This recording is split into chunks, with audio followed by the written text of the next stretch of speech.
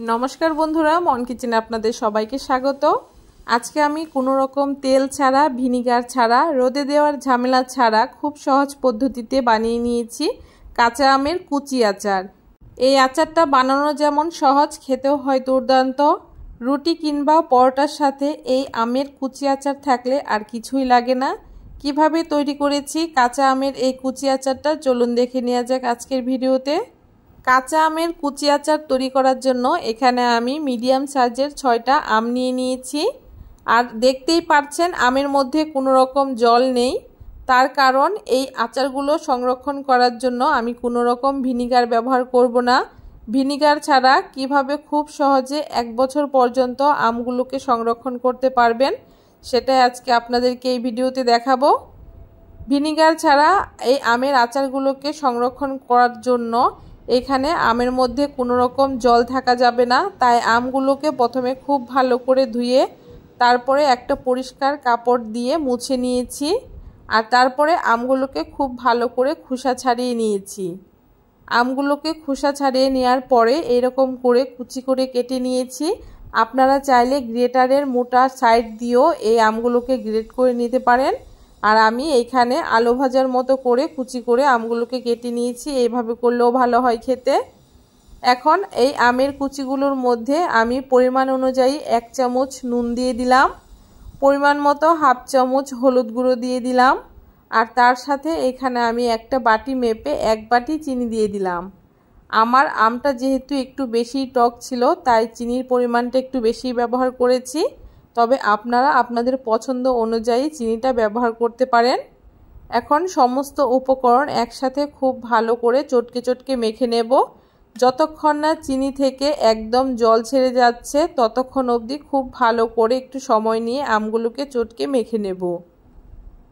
এভাবে করে মাখতে মাখতে দেখুন চিনিটা অনেকটাই গলে গেছে আর চিনি থেকে জলও ছেড়ে দিয়েছে। এইভাবে করে আরও বেশ কিছুক্ষণ মাখার পরে দেখুন চিনি থেকে একদম জল ছেড়ে দিয়েছে আর সমস্ত চিনিটাই একদম গলে গেছে। এখন আমটাকে এইভাবে করে মাখিয়ে আমি রেখে দিচ্ছি। আমটাকে মাখিয়ে রেখে দেওয়ার পরে এইদিকে আমি আচারের জন্য একটা মশলা তৈরি করব। তার জন্য উনানে কড়াই বসিয়ে দিয়ে 1 চামচ গোটা ধনে দিয়ে দিয়েছি, হাফ চামচ মেথি দিয়ে দিয়েছি। মেথির পরিমাণটা একটু অল্পই ব্যবহার করবেন, বেশি হয়ে গেলে তেতো লাগবে। 1 চামচ মৌরি ব্যবহার করেছি আর তার সাথে 1 চামচ সাদা জিরে ব্যবহার করেছি। এখানে 3টে শুকনো লঙ্কা ব্যবহার করেছি। ঝালটা আপনারা যেরকম পছন্দ করেন শুকনো লঙ্কাটা ঠিক সেরকম করেই ব্যবহার করবেন। এখন মিডিয়াম আঁচে মশলাগুলোকে একটু নেড়ে চেড়ে ভেজে নেব। মশলাটা যখন ভাজতে ভাজতে লাল লাল হয়ে যাবে আর খুব সুন্দর একটা গন্ধ ছাড়বে, ঠিক তখন মশলাগুলোকে নামিয়ে নেব। আর মশলাগুলোকে নামিয়ে ঠান্ডা করে এরকম হামল দিস্তার মধ্যে আমি মশলাটাকে একটু আধ ভাঙা করে গুঁড়ো করে নেব। আপনারা চাইলে মিক্সিতেও এই মশলাটা পেস্ট করে নিতে পারেন, তবে মিক্সিতে পেস্ট করলে পরে মশলাগুলো বেশি একদম গুঁড়ো হয়ে যায়, অতটা ভালো লাগে না। এইভাবে করে যদি হামল দিস্তার মধ্যে আপনারা মশলাটা গুঁড়ো করেন তাহলে মশলাটা আধ ভাঙা থাকে, আচারের মধ্যে দিলে মুখে লাগলে বেশ ভালো লাগে খেতে। দেখুন মশলাটা ঠিক এইরকম আধ ভাঙা করে আমি গুঁড়ো করে নিয়েছি। এখন আচারটা তৈরি করার জন্য উনানে কড়াই বসিয়ে দিয়ে কড়াইতে কোনো রকম তেল ছাড়া আমি মাখানো আমটাকে ঢেলে দিয়ে দিয়েছি। এভাবে করে নেড়ে চেড়ে যতক্ষণ না আমটা বলক এসে যাচ্ছে ঠিক ততক্ষণ এইভাবে করে হাই ফ্লেমে রেখে দেব।